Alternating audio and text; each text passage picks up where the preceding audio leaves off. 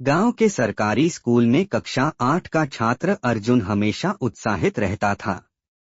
पढ़ाई में तेज होने के साथ साथ उसे इतिहास और महान व्यक्तित्वों की कहानियां पढ़ने में विशेष रुचि थी। एक दिन उसकी कक्षा में एक नई पाठ्य पुस्तक आई, भारत के संविधान निर्माता डॉक्टर भीमराव आम्बेडकर। जैसे जैसे अर्जुन उस किताब के पन्ने पलटता गया, उसके मन में एक सवाल उभरता गया, आखिर बाबा साहेब आम्बेडकर का सपना क्या था। भीमराव आम्बेडकर का जन्म 14 अप्रैल 1891 को महाराष्ट्र के एक गरीब दलित परिवार में हुआ। उनका बचपन कठिनाइयों से भरा हुआ था। स्कूल में उन्हें न तो बराबरी से बैठने दिया जाता था, न ही पानी पीने की अनुमति थी। वह हमेशा समाज के तिरस्कार का शिकार होते थे। लेकिन छोटे भीमराव के भीतर एक आग थी, कुछ कर दिखाने की, अपने जैसे लोगों के लिए सम्मान और अधिकार हासिल करने की। उन्होंने संकल्प लिया कि वे इस भेदभावपूर्ण व्यवस्था को तोड़ेंगे। बाबा साहेब का मानना था कि शिक्षा ही वह हथियार है जिससे समाज बदला जा सकता है। उन्होंने अमेरिका की कोलंबिया यूनिवर्सिटी से पीएचडी की और इंग्लैंड के लंदन स्कूल ऑफ इकोनॉमिक्स से कानून की पढ़ाई की। यह कोई आसान रास्ता नहीं था, लेकिन उनके भीतर अटूट इच्छाशक्ति थी। विदेश से लौटकर उन्होंने महसूस किया कि भारत में अब भी दलितों की स्थिति दयनीय है। उन्होंने ठान लिया कि अब वह सिर्फ पढ़ेंगे नहीं, बल्कि समाज को जगाएंगे।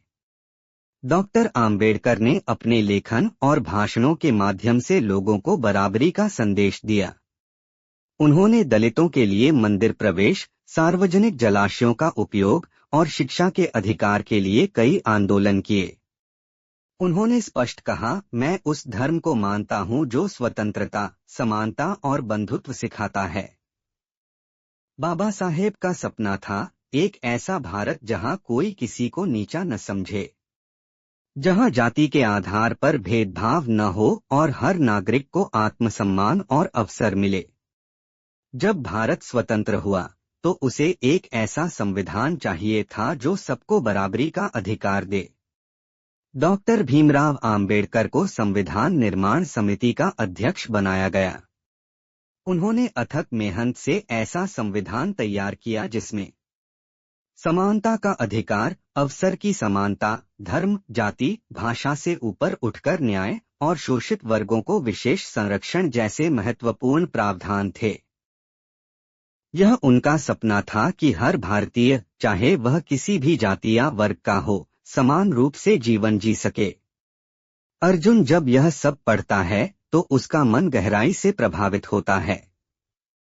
वह अपने स्कूल में शिक्षक से पूछता है, सर, क्या आज भी बाबा साहेब का सपना अधूरा है?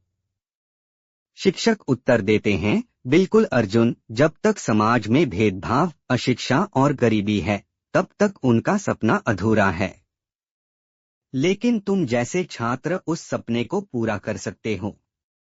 उस दिन से अर्जुन ने निश्चय किया कि वह बड़ा होकर एक ऐसा शिक्षक बनेगा जो हर बच्चे को बराबरी और सम्मान से पढ़ाएगा।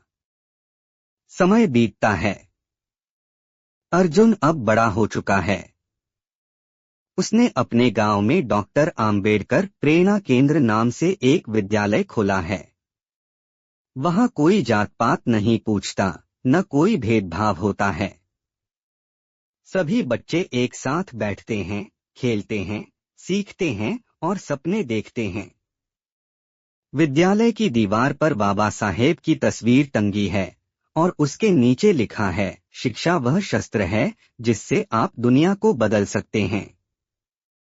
डॉक्टर आम्बेडकर अर्जुन हर दिन बाबा साहेब के विचार बच्चों को सुनाता है। अब यह विद्यालय केवल शिक्षा का केंद्र नहीं, बल्कि सपनों का दीप बन चुका है। निष्कर्ष, एक सपना जो जिंदा है। बाबा साहेब आम्बेडकर का सपना सिर्फ कागजों में नहीं था। उनका सपना था समानता का समाज। शिक्षा हर हाथ तक, न्याय हर दिल तक और सम्मान हर जीवन में।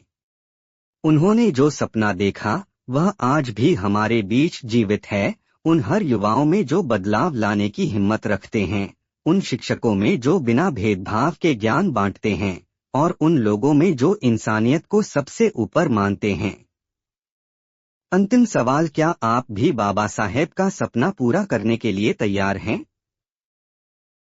क्योंकि सपनों का दीप तब तक बुझता नहीं जब तक उसे पीढ़ी दर पीढ़ी जलाया जाता रहे। ऐसी और भी मोटिवेशनल स्टोरी के लिए चैनल को सब्सक्राइब एंड वीडियो को लाइक करें।